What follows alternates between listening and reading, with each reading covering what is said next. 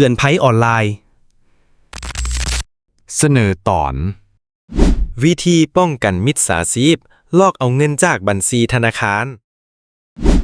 การป้องกันมิจฉาชีพเป็นสิ่งสำคัญหลายในยุคดิจิตอลนี้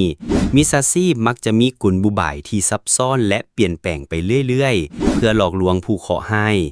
นี่คือวิธีป้องกันตัวเองและเงินในบัญชีของท่านจากมิจฉาชีพ 1. ระวังเรื่องการให้ข้อมูลส่วนตัวเด็ดขาด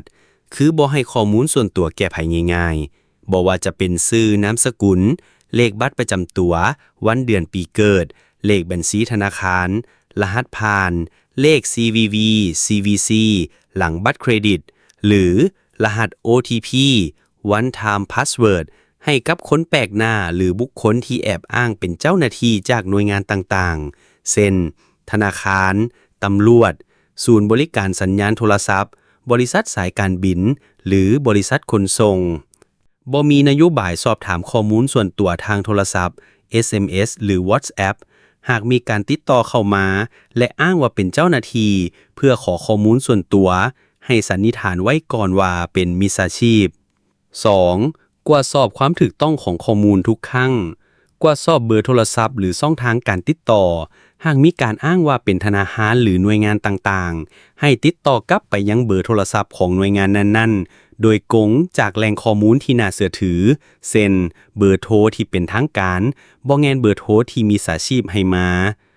ระวังลิงก์แปลกปลอมบ่ควรกดลิงก์ที่บ่ฮู้จักหรือบ่แน่ใจแหล่งที่มาที่ส่งมาทาง SMS WhatsApp หรืออีเมล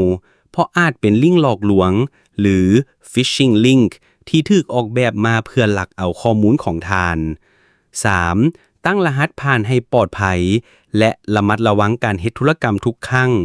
ตั้งรหัสผ่านที่คาดเดายากใช้รหัสผ่านที่ประกอบด้วยตัวอักษรพิมพ์น้อยพิมพ์ใหญ่ตัวเลขและสัญลักษณ์ผสมกันและบ่ควรใช้รหัสผ่านเดียวกันกับหลายๆบัญชีเปลี่ยนรหัสผ่านสม่ำเสมอ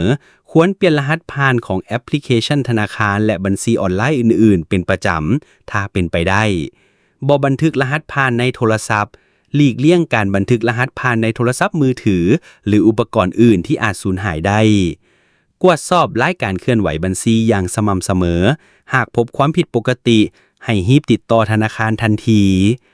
4. ระวังกลโกงรูปแบบต่างๆแก๊งคอลเซ็นเตอร์มักจะอ้างว่าเป็นเจ้าหน้าที่รัฐพนักงานบริษัทสายการบินพนักงานเครือข่ายโทรศัพท์มือถือหรือธนาคาร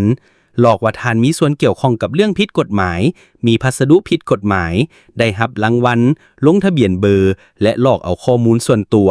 และเข้าถึงโทรศัพท์ของเฮาหลอกลงทุนชักชวนให้ลงทุนในแพลตฟอร์มที่อ้างว่าได้ผลตอบแทนสูงผิดปกติแต่สุดท้ายเป็นการหลอกเอาเงินหลอกให้หักหรือ Romance Scam สร้างความสัมพันธ์ทางออนไลน์และหลอกให้โอนเงินโดยอ้างเหตุผลต่างๆหลอกลวงซื้อเครื่องออนไลน์โอนเงินไปแล้วบ่ได้รับสินค้าหรือได้รับสินค้าบ่ถูกกับที่สั่งและบ่สามารถติดต่อผู้ขายได้ SMS ปลอมส่ง SMS ปลอมที่แนบลิงก์มาให้กดเพื่อลักข้อมูลส่วนตัว 5. ติดตามข่าวสารกลโกงมิจฉาชีพศึกษาข้อมูลจากแหล่งที่น่าเชื่อถือติดตามข่าวสารและรูปแบบกลโกงใหม่ๆจากธนาคารแห่งสปป.ลาวกรมตำรวจหรือธนาคารของท่านเพื่อจะได้รู้เท่าทันมิจฉาชีพหากท่านตกเป็นเหยื่อของมิจฉาชีพไปแล้วให้รีบติดต่อธนาคารเจ้าของบัญชีและแจ้งความกับตำรวจทันทีเพื่อดำเนินการอายัดบัญชีและสืบสวนต่อไป